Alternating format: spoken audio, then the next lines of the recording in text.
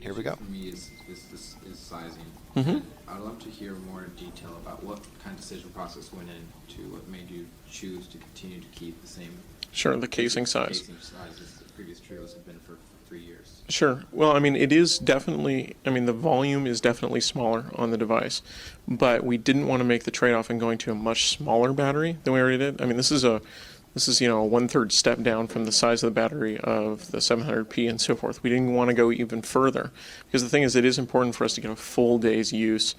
But, when you look at standby and talk numbers, those are pure talk and pure standby numbers. So it's really hard to quote a mixed usage number, but we said, hey, for a user who's doing a variety of different things, they've got to get a full day out of it. So we weren't willing to compromise on that. In addition, we wanted to, from the width, from the X and Y dimensions and so forth, we had to keep it so that people even with big thumbs can get around this keyboard.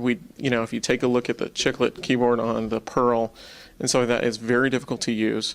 The roller key is a great gimmick and stuff like that, but get some grease on your finger and I'm sure it'll go the way of most mice did. So, we had to make sure that the buttons were big enough such that people could use it. It wasn't, children and women with small hands could be the ones to use it effectively. What made you decide not to go the other direction and make it wider like some of the Well, because what we did is if you feel this in your hand, you give them the variety of the different hands, it feels good. Whereas you get the Q and it's or the E62 and it's kind of toasterish. It's rather big. And so we want the combination of the right X and Y dimension, but that also means in terms of board space and so forth, you've got to go a little deeper. Right. And we did some of the sculpting along the back. Mm-hmm. And let's see, what are some of the other different components that lead to the Z stack up? The full SD card slot accessible from the side or from the external without having to pop the battery and so forth. We felt that full SD was really the way to go on this device because this demographic we're going after who have a digital camera and so forth, they can find an SD card somewhere. Mini SD and micro SD are available, but they're for a higher end user who's more sophisticated and so forth. Just a couple of quick questions. Competing in the feature phone space. Yep. We don't know the price point yet. Mm-hmm. So that'll be interesting to see. There's still some basic things that we feel are lacking, such as Bluetooth voice dialing. Okay. Anyone moving from a feature phone today into this device are going to expect that. We get plenty of calls about that every Sure. week. Why are things not? And this is now the 5th generation. I guess the 3rd generation with Bluetooth. Mm-hmm. Why is that not a priority? I mean, is it not seen as something people want, or I don't? Well, there's a couple of different questions there. So, I mean, I wouldn't say we're competing in the feature phone space. What we're doing is we are bringing the smartphone space lower and closer to the feature phone demographic. We're attracting people from the feature phones to the smartphone device. And I like to say, many of these feature phones have different items and functionality that our device does, but on our device you can actually use those features. MMS on a 9-key phone and so forth, or a 12-key phone, compared to on this device is a very different experience. Same with SMS and so forth. So we're bringing that smartphone user demographic closer to the feature phone. We're giving them the ability to actually use these features, so bringing those feature phone users up. Now, in terms of things like Bluetooth voice dialing, currently, we still have some limitations in our software that prevent us from being able to do that. We have heard that same feedback and certainly listened to it, and we incorporate all kinds of user feedback into maintenance releases that we do, as well as future product updates. I mean, it just seems like a basic Motorola real-time operating system can easily handle it. 312 megahertz into there would seem like there would be somewhere some overhead left to sneak Sure. in. Well, it's with our device as compared to many other devices, especially feature phone handsets, we're a dual processor device. So it's not as much to do with the overhead of the processor, but it has to do with the interaction, the software between the radio chipset and the host processor. What is a host process versus a radio process? As well as, working with the Palm OS and other trade-offs we have to make with our Bluetooth stack and compatibility and choosing what things we do enable and what things we don't enable together. How much hardware development was shared on the 750B, especially when it comes to tooling? I would say that, there's a lot of mechanical designs shared, but the ODMs are different between the two. And so I would say a lot of the Palm internal design work was similar. Why not why not have a black one? Because obviously with the limited emission black, a lot of people are set on the black, and the standard one is not necessarily that different from the existing one. Well, so the standard graphite color is a nice neutral color that has done very well, and a lot of people are very attracted to. Black is another color, is something that we've come very close to black with the 750V, Sure. and then there's the black tie edition and so forth. We didn't want to do yet a Me Too, like another spin. We wanted to do something that was a little bit different. That doesn't mean that in the future we couldn't do a black or a purple or a pink. I think razor is wildly popular. I was very surprised. Exactly. What the reason and the way we chose these different colors was, okay, let's come out with a color that is consistent with Palm's design philosophy, so it doesn't feel like we went out and took a bunch of cases and spray painted them. So it's something that's still elegant and attractive, and is not such a wild departure, such people go, oh my gosh, where did that come from? Will the unlocked version be launching first, or is it going to be a carrier launch first? It's to be determined in terms of what exits certification first. Will there be an unlocked version? Yes, there will be. And the colors will only be available as unlocked from palm.com and from So the carrier retail. The carrier will have their own specific color. Yeah, they'll have, Multiple colors or just one? yeah, nothing. Were the carriers given the option to carry the colors? Because I think that's just a really, this is one of the things that's really unique about this product is the rollout of the colors and the promotion of the colors and a more consumer phone, similar to the line of iPods. Yep. Necessarily, somebody won't be able to walk into a T-Mobile or Mhm. a Singular store and view Mhm. those colors and Sure. yet another grab, another reason why they might pick up a Treo as opposed to picking Sure. up another silver phone. Well, they have to, whenever a carrier looks at a lineup of products, they have to weigh against all the other products that they have that we don't actually even know about in many cases. Excuse me. And so, when we go into a different carrier, depending on our relationship with a carrier, we offer them quite a bit of customization.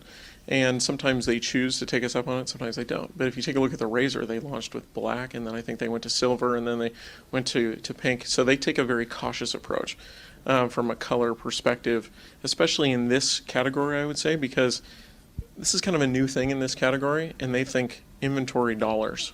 And it's like, oh my gosh, all these different SKUs. So, if a tier one were to come to us and say, here's a PO for 1 million units or something like that, I'm sure we can make it polka dots if they wanted it. Yeah, One thing I'm surprised at in our new phone interface is that we still don't see features that are heralded on the Windows Mobile Trios as a great home experience. I'm talking specifically about photo dial and Google search from a main Yep. screen. Why are you not bringing that into Palm? Is there a reason? I believe there are some technical limitations. I can't speak to them, in particular in terms of how the Today screen is handled in Windows Mobile. But also there are some innovations that we want to leave on Windows Mobile. So there is some differentiation. We don't want to make it so that it's just, this or that. So it's a combination of those two. Let's talk about the a server client perspective. This kind of steps on the toes of the Sidekick. Yeah. Say. They have a very nice server client infrastructure set up for the end user. It's very much, I would say, cartoonish, but you manage it all over the web, you update it there, it updates live on the phone. Yeah. Yep. That layer is missing, as far as we know. Does it ship with the standard, boring Palm desktop? Are there any? Is that service layer something you guys looked at? Trying to make this more advanced plane to consumers? I can't speak to what our future plans are. Yes, we do have the Palm desktop, but I wouldn't call it boring. It's faithful, well tested. I think people have some Corrupt. Yeah. Run it on Mac OS. The same integration with Outlook and so forth. So those particular features we will keep and so forth. We will continually look to innovate. We've obviously worked with partners that do have, server client infrastructure in place where they play and experiment there. You can see that as we expand more with Exchange ActiveSync, that's more integration on the server side, and you'll continue to see innovations from us in that area.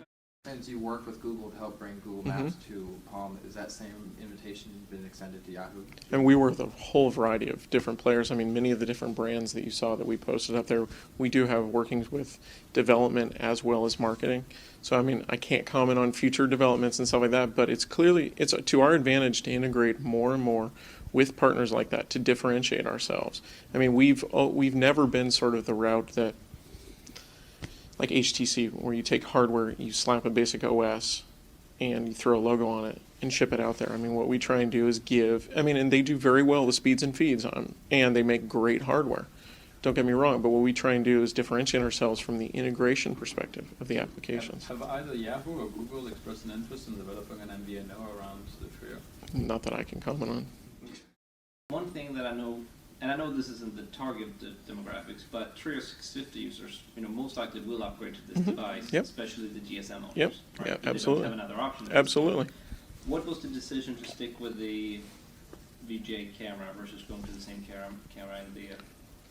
It's, I mean, I would say that the camera, it is still a VGA camera, but the low light performance has been improved.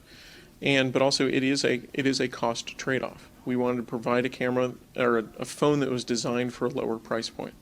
But wouldn't it? 200. Yeah. And we'll find out what the price point is going to be. But it would seem like for the consumer you're targeting the device for, 32 megabytes would be plenty. They would, because now we're shifting everything around. We love 64 megabytes, 128 megabytes. But it would seem like for Joe Blow, he wouldn't care if it's 64 or 32 megabytes, and would rather spend that money on the better camera. Where can you expand some of that thinking? Yeah, I mean, so there are areas where you can make trade-offs, and there's others where you can't. So, for instance, even if we wanted to do 32, finding 32 meg parts these days in volume is very hard to do. So, I mean, many of those decisions get made for us as we look at part roadmaps going forward. I'm not saying that necessarily happened in this case. We have to plan for the future. But we also want to make sure that when we give someone an MP3 story or a video story and so forth, it's not like, oh, you got one MP3, you're done. We really want to try and make that a little bit better, but not burden it with so much memory that it's like, okay, I'm being hit with that. Because this isn't a pure MP3 device, for example. In terms of some of those cost trade-offs, with the camera was one of those things where we said, hey, look, how are people using this? They're adding context to their contact lists. They are personalizing their wallpaper. They're doing some web logging and so forth. But they're not necessarily taking this as their only camera on a vacation. It's not meant to replace their digital camera, but it gives them decent low light performance so that they can use it for these light picture taking applications. I would say the only thing that is lesser than the 700p is the network bandwidth and the camera. Okay. Other than that, I would say much of the software is shared between the two devices, and we've actually got some newer applications. So I think there will be quite a few 650 people that will upgrade, as well as the new demographic. Because for a 650 user, this is a great upgrade. I got a softball question. Why'd you get rid of the reset hole? Because we shouldn't need it. Yeah, okay. Is that going to make it more confusing for users when it does crash on them? Oh. What crashes? I mean, as a user, I don't know if it's just generic that you take out the battery of a normal cell phone. Well, it is redundant, I suppose. Yeah, I mean, it is. One of them will work. It is redundant. We're not pushing, hey, it's got a QWERTY and it's got all these different buttons. We're pushing the fact that, hey, you can do eBay. Well, how do you do eBay at home? I've got a full keyboard, I've got a mouse, and I've got a monitor. Well, in this, you have a full keyboard. You are able to touch the screen or navigate through the screen, and you've got this large screen that you can work with. So we're sort of backing them into, I need a smartphone to be able to do that because I can't do that on my little key phone. Now, based on your question in terms of the form factor and so forth, many of the reasons why carriers will differentiate based on form factor is that's the only thing they can explain in 30 seconds. I mean, because that's really a very visible difference on a TV spot and so forth.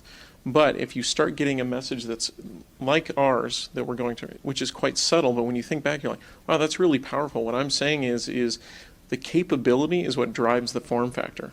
Whereas many phones today, the form factor drives the capability.